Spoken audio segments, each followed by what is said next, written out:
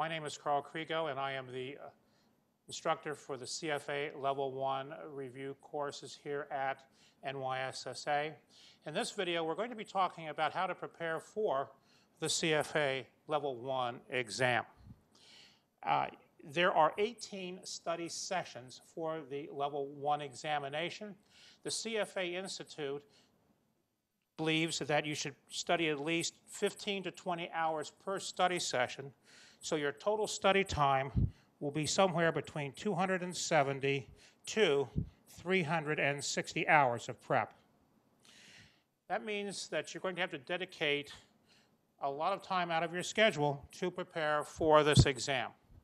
And we're going to give you some tips on how to begin to prepare for the test.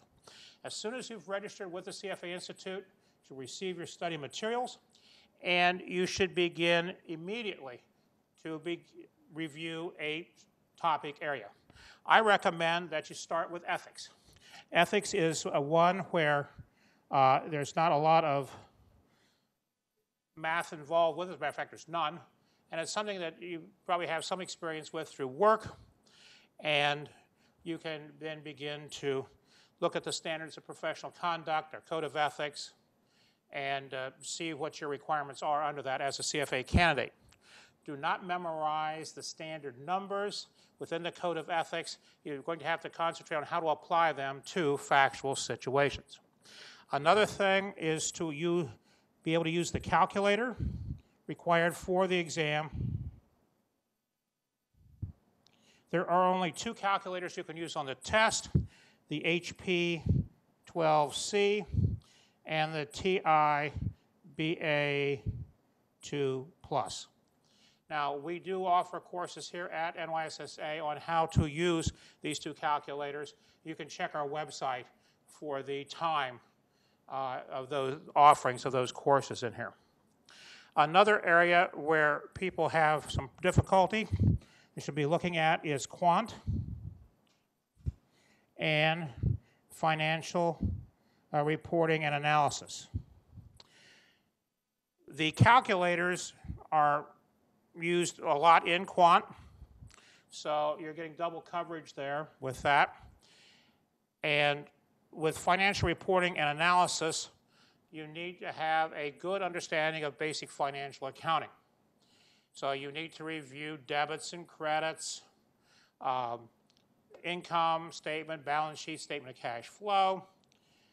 This will give you a solid foundation then to do the applications that are required in the curriculum itself. And again, with regard to these, we're offering one-day courses here as background for both quantitative methods and financial reporting and analysis to prepare you for the material that you need for the CFA curriculum. Another area, and one that is very important as well, is to always check for errata. This is especially true with the CFA Institute. They have already posted about a page of errata for the curriculum for next year, and it is imperative that you check with this because you'll be reading and then a number will come up and you don't understand it, and that's simply because it's a typographical error and needs to be corrected. So please make sure that you do that from time to time. Another thing you can get into that would be useful is a study group. Check with your local society to determine if they're forming study groups. We do this here at NYSSA as a service to CFA candidates, and it is a way of getting together with other people, going over notes, going over the curriculum, and filling in gaps that you may have in your knowledge that someone else may be an expert in. So these are the key things that you can do to begin to prepare for the exam. You should start now. I can't overemphasize the fact that you should begin now with your preparation. And if you start with something in here, if you don't want to do ethics right now, that's fine. If you're weak in quant or financial accounting, you could do some basic review there. Or go to an area that you're strong in. If you're an equity analyst, read the section on equity analysis. If you're in fixed income, read the study sessions on fixed income. If you like portfolio management or had a course in portfolio management, perhaps in undergraduate or graduate education, read the material on that. Be careful, though, as you go through this material. Look at the LOSs.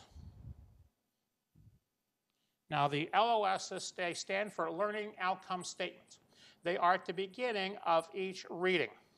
And it tells you that what you should focus on in that particular reading. The examination questions will be drawn from the areas covered by those learning outcome statements. So you want to focus in on that material that is covered by the LOS. So when you're looking at a study session or reading for a study session, read first the LOSs. Do the reading, and go back and check to see, have I covered what I've outlined or what I've highlighted, the material that covers each and every one of those LOSs. Look at the command words. If it says calculate, expect to do a calculation on the exam covering that topic area, that LOS. If it says describe, you're not really going to be describing, but you may have to apply a concept to a particular situation. So the exam will basically be probably between 20 and 30% quantitative questions, calculations, and somewhere between 70 to 80% will be qualitative-like questions. So be careful. What do I need to calculate? What formulas do I need to memorize? What formulas do I just need to have a conceptual basis on? And this will also help you with your study program. One of the other things that you can do that would be a big help is within financial reporting and analysis, we have ratios that you are expected to know, such as the current ratio, current assets divided by current liabilities. You can put those on note cards and then begin the process of memorizing those. You will need those for the exam, most likely in conceptual type questions as opposed to the actual calculating of many of these ratios. So another point within the financial reporting analysis as you go through it, make sure that you understand the differences and similarities between what U.S. GAAP says, which is the accounting rules for the United States, versus IFRS, the International Financial Reporting Standards, because they will probably ask questions, compare, contrast in a multiple choice format. Remember, for the level 1 exam, there will be 240 multiple choice questions, 120 in the 3-hour morning session, 120 in the 3-hour afternoon session. So you've got about 90 seconds to answer each question.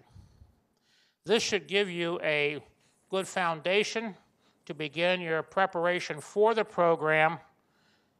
It is essential, as I've said again, and I can't overemphasize this enough, please begin now.